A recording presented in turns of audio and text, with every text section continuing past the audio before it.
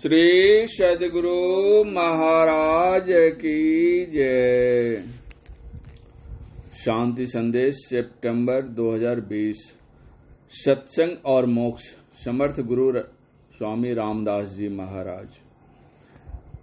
श्रोता विनय पूर्वक वक्ता से कहता है कि आप कृपा कर यह बतलावें कि सत्संग की क्या महिमा है और उससे कितने दिनों में मोक्ष मिल सकता है। उत्तर में वक्ता कहता है कि संतों के समागम से तत्क्षण मुक्ति मिलती है, पर उनके उपदेशों पर विश्वास रखना चाहिए। मन में दुविधा रखने से हानि होती है। श्रद्धा कहता है मन को शांत रखने पर भी वह बीच बीच में सहसा चंचल हो जाता है। उसे कैसे शांत करना चाहिए? वक्ता कहता है कि विवेकपूर्ण मन की चंचल गति को रोकना चाहिए, उनके उपदेशों में मन लगाना चाहिए और अपना समय सार्थक करना चाहिए। जो उपदेश सुने उसके अर्थ और सिद्धांत पर विचार करना चाहिए और मन के चंचल होने पर फिर बार बार श्रवण करना चाहिए। जो उपदेश का अर्थ और रहस्य समझे बिना यों ही श्रवण करता है वह श्रोता नहीं है, बल्कि मनुष्य के रूप में पत्थर है। इस पर श्रोता नाराज होंगे और कहेंगे कि हमको पत्थर बना दिया। तो भी पत्थर के लक्षण सावधान होकर सुनो। यदि टेढ़े मेढ़े पत्थर को गढ़कर साफ किया जाए तो फिर वह वैसा ही साफ बना रहता है। यदि टांकी से उसका कोई टुकड़ा तोड़कर अलग कर दिया जाए तो वह फिर उसमें नहीं जुड़ सकता।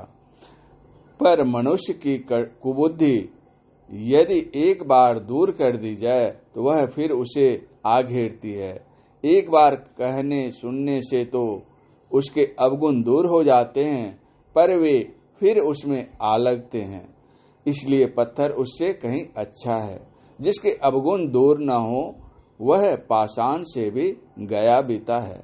पाषाण को उससे करोड़ गुना समझना चाहिए। अब यह भी सावधान होकर सुनो कि पत्थर उससे करोड़ गुना क्यों अच्छा है।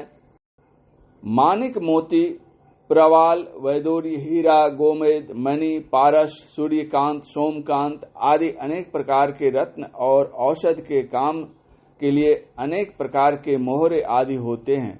और भी अच्छे पत्थर वे हैं जो अनेक तीर्थों, वापियों और कूपों आदि में लगे हुए हैं, अथवा जो हरि और हर आदि की मूर्ति बनाकर पूजे जाते हैं।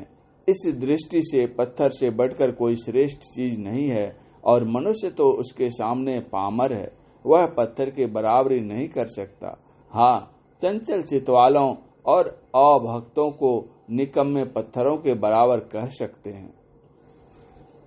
अस्तु, मन की चंचलता के कारण बहुत हानि होती है। उससे न स्वार्थ हो सकता है और न परमार्थ। उससे सब कार्य नष्ट होते हैं। चिंता उत्पन्न होती है। क्षण भर में ही सुनी हुई बात भूल जाती है। शत्रु के सामने हार होती है। बराबर जन्म मरण होता रहता है। अनेक प्रकार की हानियां होती हैं। साधक से साधन या भजन नहीं हो सकता।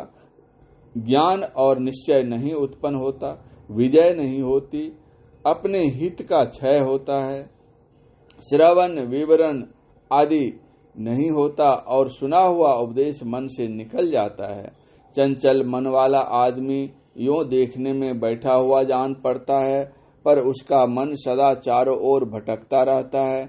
ऐसे लोगों का समय पागलों, पिशाच, पीड़ितों, अंधों, बहरों और गूंगों की तरह बीतता है।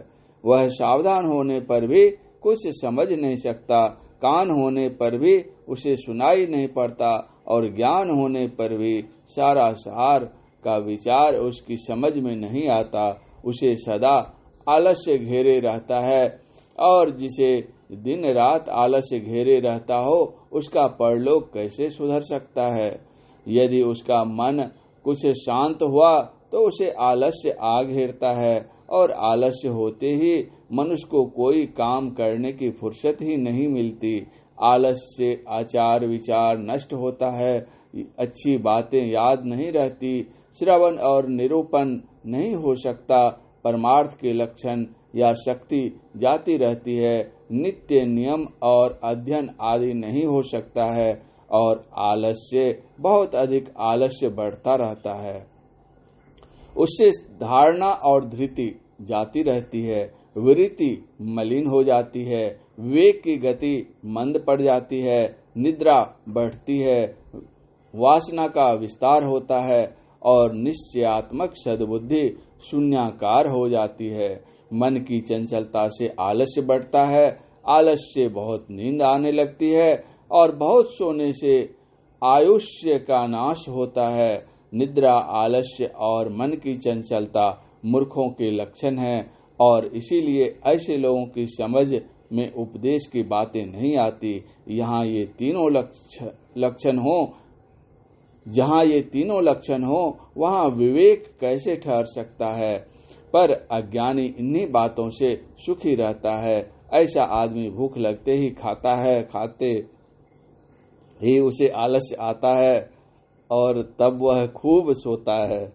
नींद खुलने पर फिर मन चंचल होता है और शांति नहीं मिलती।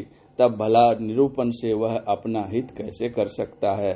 बंदर के हाथ में रत्न या पिशाच के हाथ में खजाना देने से जो दशा होती है, चंचल चित्त के सामने निरूपण करने से भी वही दशा होती है। संत समागम के संबंध में पहले जो प्रश्न किया गया था, अब उसका उत्तर दिया जा रहा है। जिस प्रकार पारस के साथ छूते ही लोहा सोना हो जाता है, समुद्र में बूंद गिरने से उसी में मिल जाती है और गंगा में कोई नदी मिलते ही गंगा हो जाती है, उसी प्रकार सावधान, उद्योगी तथा दक्ष पुरुष संतों की संगति करते ही मोक्ष पा जाता है। औरों के लिए मोक्ष आलस्य है, उन्हें वह दिखाई नहीं पड़ सकता। इसके लिए शिष्य में प्रज्ञा होनी चाहिए।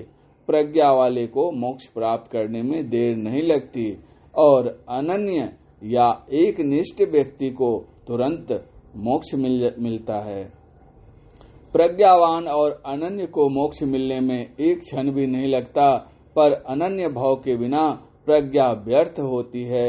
बिना प्रज्ञा के अर्थ समझ में नहीं आता और बिना विश्वास के ब्रह्म का ज्ञान नहीं होता। प्रज्ञा और विश्वास से देहाभिमान नष्ट हो जाता है।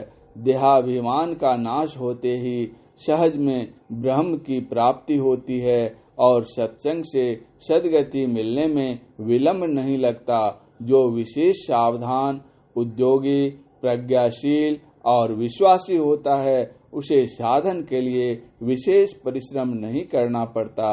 भावुकों को भी साधन से मोक्ष मिलता है और साधकों की संगति से उसकी विवेक दृष्टि तुरंत खुल जाती है।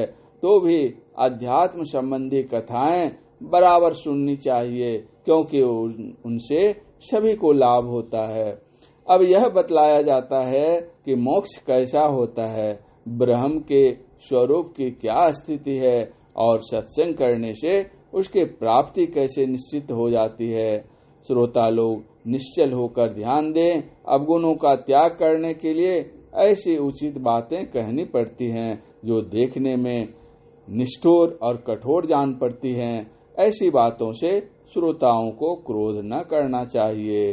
श्री सद्गुरु महाराज की जय।